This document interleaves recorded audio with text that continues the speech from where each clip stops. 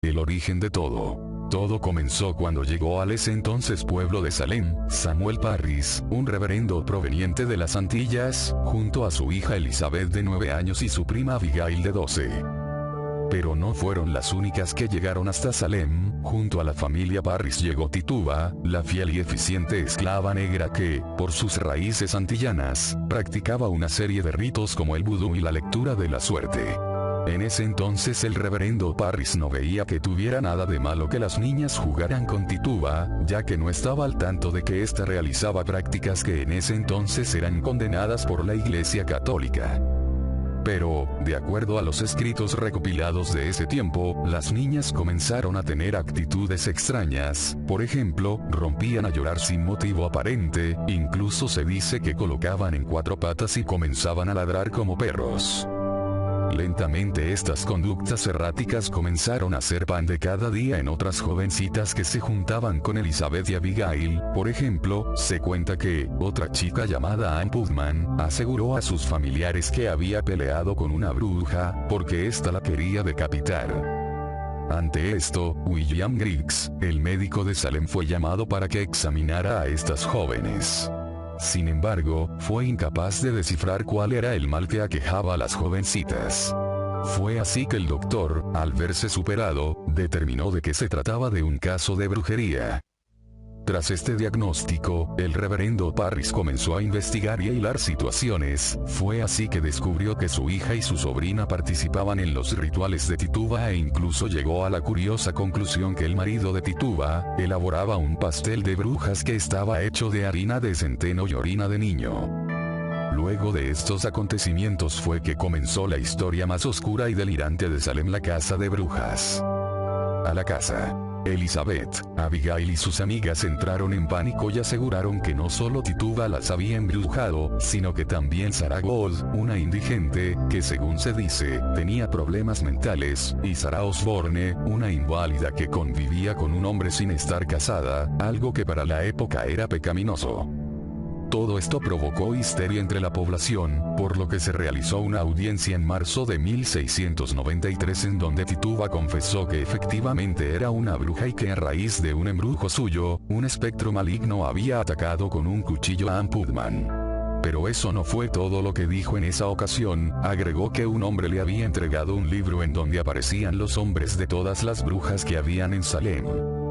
Como era de esperarse, sus palabras provocaron aún más histeria en Salem. Fue así que tanto Ann Putman como su madre Rebecca Nurse fueron acusadas de brujas. Más tarde otra mujer llamada Susana Martín también fue acusada de bruja. La razón: de acuerdo a su vecino, ella había embrujado a sus bueyes. Pero en esta casa histérica de brujas, también hubo hombres que fueron acusados. Entre ellos estuvo el reverendo George Burroughs, quien fue señalado como jefe de las brujas, y más tarde John Alden, quien fue identificado como el hombre que le habría entregado a Tituba el libro en donde aparecía todas las brujas de Salem. En estos juicios que se realizaban, se aceptaba la existencia de fantasmas, espectros malignos y por supuesto, del diablo. Los acusadores podían ser cualquier persona que pensara que había sido testigo de alguna brujería. Es por esto que el grupo de niñas que iniciaron esta histeria colectiva, muchas veces señalaba y acusaban a diversas personas. Y como hacían que los demás les creyeran, en varias ocasiones, este grupo de adolescentes, al divisar a una bruja o a alguien que tuviera algún pacto maligno, se quedaban mudas, paralizadas e incluso hasta se tiraban al piso y se retorcían. Era tal el espectáculo que sus acusaciones de inmediato eran creídas. Comenzaron a existir tantas personas, especialmente mujeres, acusadas de brujería, que se debió crear un tribunal especial que se concentraba en esta casa de brujas y que fue presidido por el juez William Stoughton, un hombre extremadamente religioso y que no tuvo ningún problema en sentenciar a quienes eran acusados de realizar prácticas malévolas. El horror en Salem. Ahora, el hecho que una persona fuera acusada de bruja implicaba no solo ser encarcelada, sino que además ejecutada. Y la primera persona que fue ahorcada por bruja fue Bridget Bishop, una mujer extrovertida de 60 años que se había casado 3 veces y que, si bien en el juicio aseguró que no sabía lo que era una bruja, finalmente fue ahorcada el 10 de junio de 1692. Tras su muerte vinieron muchas más, tanto de hombres y mujeres. Los ahorcados más emblemáticos fueron el reverendo George Burroughs, Alice y Mary Parker, jóvenes que se juntaban con Elizabeth y Abigail. Martha Corey, acusada de enseñarle a Tituba a leer la suerte en una clara de huevo. Giles Corey, ejecutado por intentar defender a su esposa. Martha Carrier, John Willard, George Jacobs, Margaret Scott, Ann Puldiator, entre otros. En total murieron ahorcados 20 personas. 13 mujeres y 7 hombres. 200 fueron apresados, 200 más fueron acusados de practicar la brujería.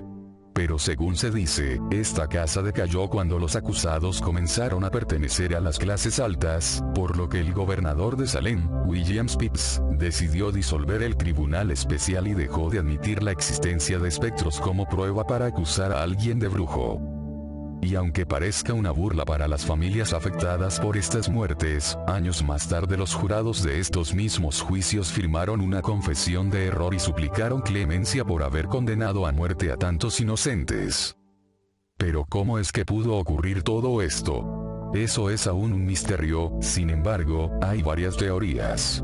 Una de ellas indica que Salem en ese tiempo estaba atravesando por un periodo de fanatismo religioso, en donde cualquier cosa extraña era sinónimo de diabólico. Otra explicación tiene una base un poquito más lógica, y esta es que existía entre las familias colonizadoras muchas rivalidades, por lo que había un complot para destruir a determinadas familias. Por su parte, los amantes de los fenómenos paranormales aseguran que efectivamente habían brujas en Salem. Por último está la teoría que esto en verdad fue simplemente una forma para someter a las mujeres. Les contamos a modo de dato, que por más espeluznante que parezca, actualmente el lugar que fue Salem recibe miles de visitas años tras años, incluso es considerado un lugar turístico, especialmente en las fechas cercanas a Halloween.